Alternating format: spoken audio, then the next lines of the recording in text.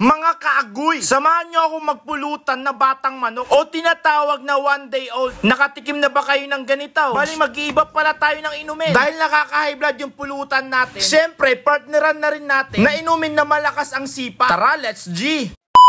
Dito sa lugar namin mga kagoy, ang hirap maghanap ng 1 day old. Kaya nag-post ako sa online kung sinong merong bentang 1 day old. At buti na lang meron nag-chat sa akin na meron daw silang benta. Kaya hindi na ako nagdalawang isip mga kagoy na bumili sa kanila. Bali ang benta pala nila sa akin ay 270. 50 pieces na yung laman. Kaya agad-agad na nga ako naglakad papunta sa aming kusina para maumpisahan ko ng maluto to. Actually mga kagoy, first time natin tong kakainin. Habang binubuksan ko nga, medyo nakakatakot lang tignan. Akalain mo pwede na palang kainin yung ganito. Di ko kasi may imagine mga kagoy, meron pang mga paa, tapos meron pang mga kuko, at yung uso pa ng manok. Kaya medyo kabado tayo ngayon sa pulutan natin ngayong araw na to. At dahil legit tayong manginginom, walang inaatrasan pagdating sa mga basta ganito. Basta ang gagawin lang natin dito, ipiprito lang natin to hanggang maging tostado. Sa tingin ko kasi mga kagoy, parang walang lasa, kaya nilagyan ko na ng paminta. Naglagay na rin tayo dito ng asin, pampadagdag ng lasa. Umalat ba ng konti? At saka natin hihimasin ng maigi. Himas lang ng himas, hanggang matuto kang humimas. Kaya sa mga hindi marunong humimas, training nyo na yung mga ganito. Maglalagay rin pala tayo dito ng paprika pampabango sa ating 1 day old. At subukan nyo ba yung ganitong pulutan? Ano po pala ang pakiramdam kapag ito ang pulutan? Ang sabi sa akin kasi mga kagoy, malakas daw itong maka-high blood. Totoo po ba yung sinasabi nila? At dahil tumaas nga ang ating pagka-curious, wala namang masama kung itatry natin tong ganitong pulutan. Malay mo, after natin kumain ito, na high blood tayo agad. Hay naku, wag naman sana. Para matapos na tong ating gagawing pulutan at maumpisahan ng uminom, nilabas ko na agad yung aking kawali. Yung mga ganong moves, pang professional lang. May kamahalan ngayon ng mantika ngayon mga kagoy. Kaya ang binili ko ngayon yung naka-plastic. Yung puno dyan nasa 26 pesos. At yung isa naman nasa 13 pesos. Alam nyo ba mga kagoy, nakakakita lang ako ng ganito sa palengke namin, yung mga nagbebenta ng mga street food. Kadalasan magkakatabi sila ng kwek-kwek tas yung tokneneng. Sa inyo rin ba, meron rin bang mga ganito? At magkano rin po pala ang halaga nito? Mga kagoy, habang nagluluto pala ako, biglang dumating pala ang mama ko. Tinanong niya sa akin kung ano daw ang niluluto ko. Ang sabi ko 1 day old. At bigla nga siyang nagkwento. Nung bata daw kami, eto daw binebenta niya sa harapan ng tindahan daw namin. Pati na rin yung mga tokneneng daw. Binebenta niya daw dati ng 10 piso isa. Bali ang kinikita niya daw dati nasa 1 kada isang araw. Balikan muna natin tong ating niluluto. Habang niluluto pala natin ito, sobrang bango. Dahil nga sa nilagay natin paprika. Kapag ganyan pa lang nakikita nyo, kailangan pa natin yan iluto masyado. Yung mangitim-ngitim ng konti ang style niya. Habang piniprito ko nga tong 1 day old, na-excite na nga akong tikman ito. Hindi ko talaga alam kung ano talagang malalasahan ko kapag pinulutan ko ito. By the way pala mga kagoy, kapag nagustuhan mo ang pulutan natin ngayon, please like and share at paki-comment na rin kung taga saan ka para alam ko kung saan napadpad tong vlog ko. Malay mo, mapuntahan natin yung lugar nyo. Agoy! At para sa ating sausawan mga kaagoy, kakailanganin lang pala natin dito ng suka, sibuyas, bawang, sili, paminta, asin at asukal. Yun lang naman yung mga sangkap na gagamitin natin para makabuo tayo ng masarap na sausawan. Sasamahin lang natin itong mga nahiwa natin sa isang container. At saka naman natin to titimplahan ng maraming paminta at isang kutsara ng asukal at isang kutsara rin ng asin na ilalagay natin dito. Balang ginamit pala natin dito ay Silver Swan sukang puti. Uy, baka naman, agoy. Ito yung pinaka-perfect na sausawan para sa ating 1 day old. Imimix lang natin to na imimix hanggang mag-mix lahat ng mga sangkap na nilagay natin. Muntikan ko na nga nakalimutan dito mga kagoy itong bawang na ilalagay natin sa sausawan. At mga ilang minuto nga mga kagoy, okay na tong ating setup. Meron tayong nakaka-high blood na pulutan at meron naman tayong inumin na malakas ang sipa. Ito kasi yung pinakabagay mga kagoy sa ating pulutan. Bali tong Red Horse, nabili ko pala sa halagang 65. Dati nabibili lang namin yan ng 45 pesos. Ngayon medyo may kamahalan na. Bali hinampas-hampas ko na nga tong yelo sa pader. Dahil kakailanganin natin ito pampalamig sa ating inumin. O tara mga kagoy, looking ako sa kainuman. Baka pwede ka ngayong araw na to. Di ko naman kayang mag-isa yung ganito. Sobrang dami kasing pulutan at inumin. O baka ito na yung sign para uminom kayo ng tropa mo. O mention mo na tropa mo, malay mo mag-G. Sabi nga nila dahil nakaka-high blood tong ating pulutan, titikman ko na. At medyo nanginginig ako sa part na to dahil first time nga natin makatikim ng 1 day old. Unang kagat pa lang mga kagoy. Abay napakasarap. Tapos sasabayan pa natin ng malamig na Red Horse. O tara, shot puno, agoy!